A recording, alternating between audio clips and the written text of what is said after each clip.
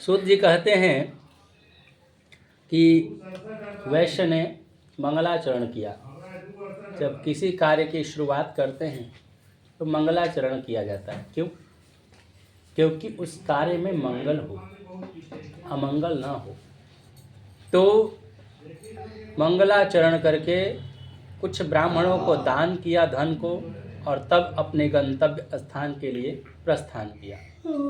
जब कोई धन आपके अपने कमाई से न हो, किसी से मिल जाए गिफ्ट में या फिर कोई अन्यथा दे दे, तो उस धन को अपना धन नहीं समझना चाहिए, क्योंकि वो धन संपत्ति नहीं है, वो साक्षात विपत्ति है।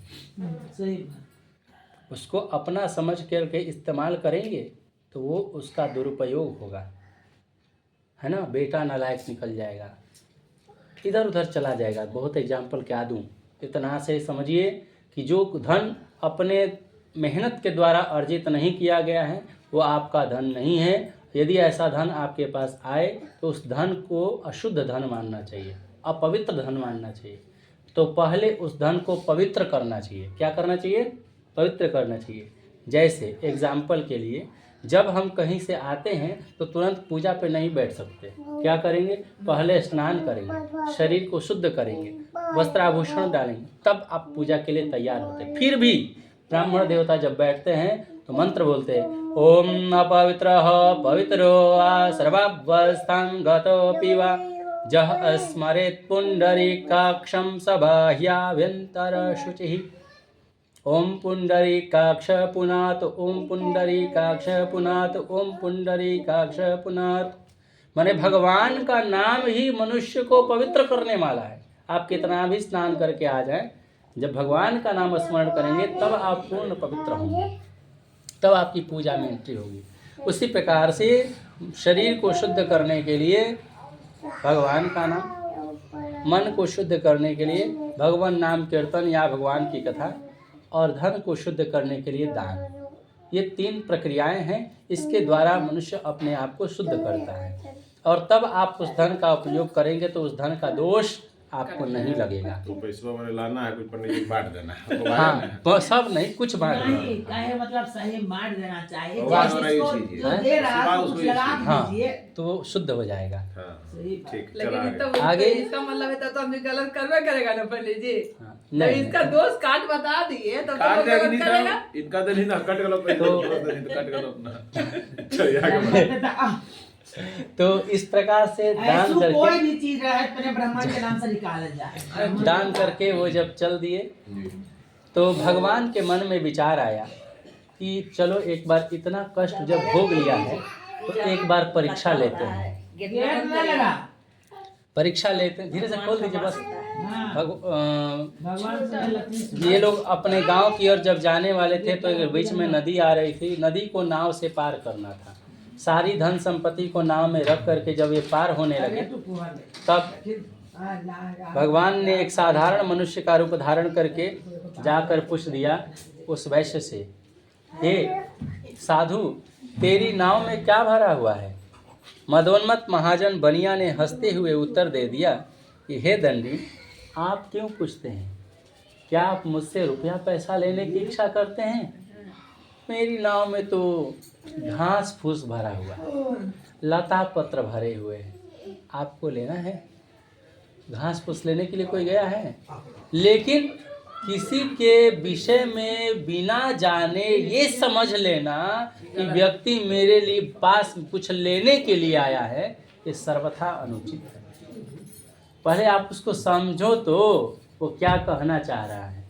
लेकिन समझे बिना हम ये जान लें, अधिकांशतः लोगों के मन में ये डर हो जाए। 2 धनी धनी लोग होते हैं ना, उनके धन का अहंकार इतना बुद्धि को भ्रष्ट कर देता है कि उनके पास जो कोई भी जाता है वो समझ लेते हैं कि कुछ लेने के लिए आया है। फुआ भी आ जाएंगी, बहन भी आ जाएगी तो सोचेगा कि कुछ लेने मांगने आई है, हाँ, कुछ काम से आई और उसका तौहीन दृष्टि से उसको देखता है ना।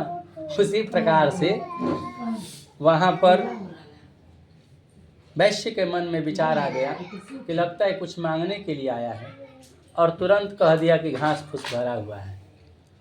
वो बोले भगवान कि तेरा वचन सत्य हो जाए, और कहकर कुछ दूर पर जाकर आसन जमा कर बैठ गए।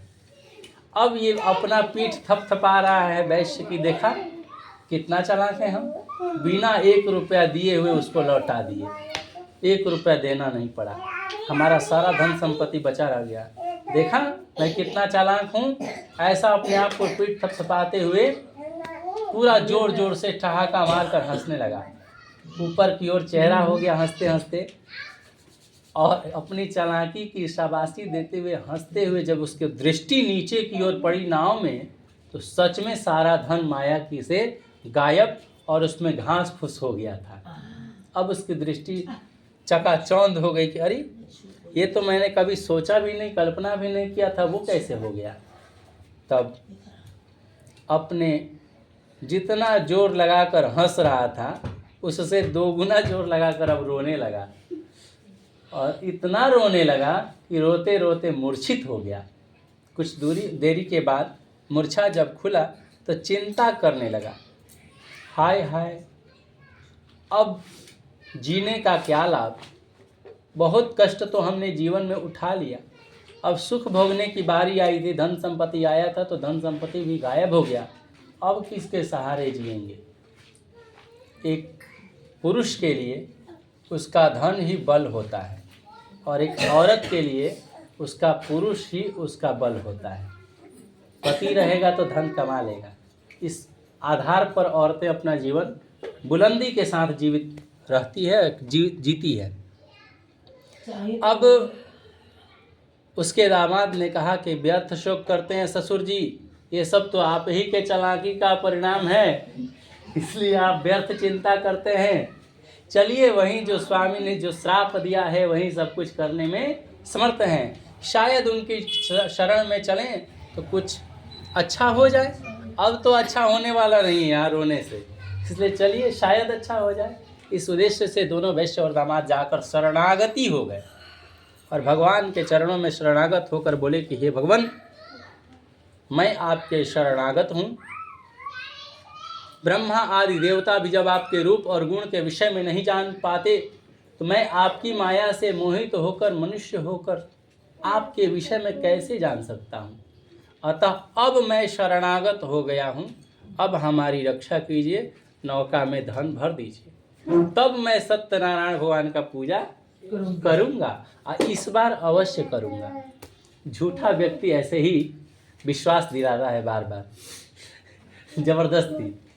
तो भगवान ने कहा कोई बात नहीं, तुम व्रत करोगे चाहे नहीं करोगे, जब मेरे शरणागत हो चुके हो तो मैं तो शरणागत वत्सल कहलाता हूँ, अब मेरा कर्तव्य बनता है कि तुम्हारी रक्षा करूँ।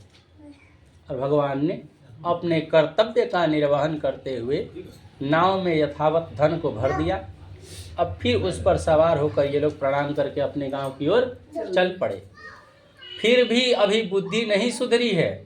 धन की रक्षा करने वाले दूत को पहले भेज दिया, जाओ मेरी पत्नी को खबर दे देना कि राज साधु बहुत सारे धन को लेकर अपने दामाद के साथ गांव के नज़दीक आ चुके हैं, इतना बस खबर मेरी पत्नी को सुना दो। धन की रक्षा करने वाले दूत चल दिए। संजोग से जिस समय में घर पर पहुँचे, लीलावती और कलावती दोनों बैठकर सत्यनारायण भगवान का पूजा कर रही थी। अब जाकर कान में धीरे से खबर दे दिया बस और शादी छोड़ के चल दी कि गांव के नज़दीक आपके पति और दामाद दोनों आ गए हैं, अब खूब धन लेकर आए हैं। अब इतना सुनना था कि यहाँ तो कंगाली की स्थिति थी, किसी तरह से भोजन मिल रहा था तब तक, इतना था क्योंकि अभी दूसरे सत्यनारायण भगवान का पूजा हो रहा था। पहली बार में तो भगवान उसको जेल खाने से छुड़ा कर ले आए, और दूसरी बार कर रही थी तब तक ये लोग पहुंच गए। तो ये पूजा से तुरंत उठ गई। धन की गर्मी सबसे बर्दाश्त नहीं होता। बहुत कम ही लोग ऐसे होते हैं कि धन को लेकर भी एकदम गंभीरता अपनी बरकरार रखते हैं, नहीं तो बहुत सारे लोग जल्दी जल्दी 4-5 गो सोना का अंगूठी पहन के दिखाने लगेंगे कि पूरा हाथ भरा हुआ है, चैन सिकरी लगा लेंगे। पत्नी भी अपना थोड़ा लॉकेट ऐसे बाहर निकाल करके बाहर बैठेगी कि लोग समझें कि मेरा नया नया बड़ी खरीदाया है 2-4 लाख रुपए का। तो इस प्रकार से आदमी का स्वभाव हो जाता है। अब ये उठ करके चल दी खड़ा हुआ पैर से अपने झुका रहता है। अपने पति के पास और गई और अपनी बेटी को समझा रही है कि तुम भी व्रत को झटपट समाप्त करके आ जाना। अब इतना सुनना था कि वहां पहुंची तो इसके पति उसके दामाद नाव में सारा धन संपत्ति भरा हुआ था, सब कुछ अपने आंखों से देखी थी लीलावती। नाव चलाने वाले भी सब निश्चिंत थे, लेकिन माँ की बात जब कलावती को याद आ गई तो ये भी अपने गुणों और कलाओं को भूल गई। आदमी अपनी महिमा को भूल जाता है कि हम क्या हैं।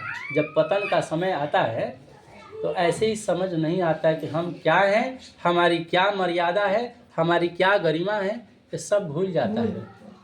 तभी तो पतन की ओर रास्ते पर चला जाता है। और वो भी उठ गई, कलावती भी प्रसाद को न खाकर दौड़ी हुई चली गई। नहीं ब्याह हुई थी बेचारी की, पति के साथ बहुत दिनों तक रह नहीं पाई थी। पति से मिलने की व्यग्रता एक अलग और धन का मद एक अलग। दौड़ती हुई यहाँ पर जब गई तो भगवान ने झटका देने के लिए पति और दामाद दोनों गायब हो गए।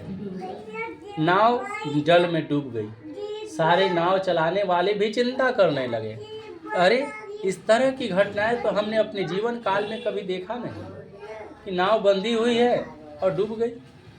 अब क्या होगा। अब लीलावती जो थी इतनी कष्ट भोग ली थी, इसने सोचा कि अब तो पति भी गायब हो गए, धन गायब होता तो जीवन जी ही रहे थे किसी तरह से, लेकिन अब पति भी गायब हो गया, धन भी गायब हो गया, तो अब किसके सहारे जीवन व्यतीत करेंगे। इसलिए अब जीवन जिएंगे नहीं, अब तो मरने में ही भलाई है। और पति की खड़ाऊ माथे पर लेकर सती होने की इच्छा करने के लिए जैसी उद्यत हुई, तैयार हुई, त्यों ही भगवान की आकाशवाणी हुई कि तेरी कन्या प्रसाद को त्याग कर पति को देखने चली आई है, इसी कारण इसका पति अदृश्य हो गया है। यदि पुनः घर पर जाकर प्रसाद को भक्षण करके आएगी तो अपने पति को निसंदेह पाएगी। ऐसी आकाशवाणी सुनते ही कलावती वहाँ से दौड़ पड़ी घर की ओर और प्रसाद को खाकर जब चली आई, यहाँ भी लोगों को प्रसाद वितरण करने के उद्देश्य से, तो अपने पति को निसंदेह पाया, अपने पिता को पाया, नाव को सुरक्षित पाया। तब भगवान उसके प्रसाद ग्रहण करने मात्र से माया से पुनः उसके धन संपत्ति को सुरक्षित कर दिया। अब पिता के पास हिम्मत जुटाकर कलावती जाती है और कहती है कि हे पिताजी, अब तो घर चलिए, अब क्यों देर कर रहे हैं। जीवन में बहुत देरी बहुत पहले ही हो चुका है, इसलिए अब आप देर न करें, जल्दी से घर पर चलें। इस तरह से भाई बंधुओं को निमंत्रण देते हुए अपने घर की ओर प्रस्थान किए। सारी सामग्रियों को जुटाते हुए, अब तो धन की कोई कमी थी नहीं, भरपूर सत्यनारायण भगवान के विधिवत पूजा की तैयारी की और धन संपत्ति के साथ, भाव और श्रद्धा के साथ, क्योंकि जीवन में इतना आप ठोकर खा चुके हैं कि श्रद्धा और भक्ति भी जागृत हो चुकी थी। और धन धान्य के साथ सत्यनारायण भगवान का पूजा विधिवत पूर्वक संपन्न किया। तब से जीवन में ऐसी भक्ति जागृत हुई कि हर महीने सत्यनारायण भगवान का व्रत करने लगे। जब तक इस धरती पर जीवित रहे पूरे परिवार के साथ सुखपूर्वक जीवन व्यतीत करने लगे, और जब मर गए तो मरने के बाद वैकुंठ धाम को चले गए। क्योंकि जो भगवान का भक्त होता है ना, वो भगवान के धाम को ही जाता है। जो भूत प्रेत का भक्त होता है ना, वो भूत प्रेत योनि में ही जाता है। इसलिए भगवान की भक्ति करनी चाहिए। एक बार प्रेम से बोलिए बांके बिहारी लाल की, आनंद कंद भगवान की, श्री सत्यनारायण भगवान की।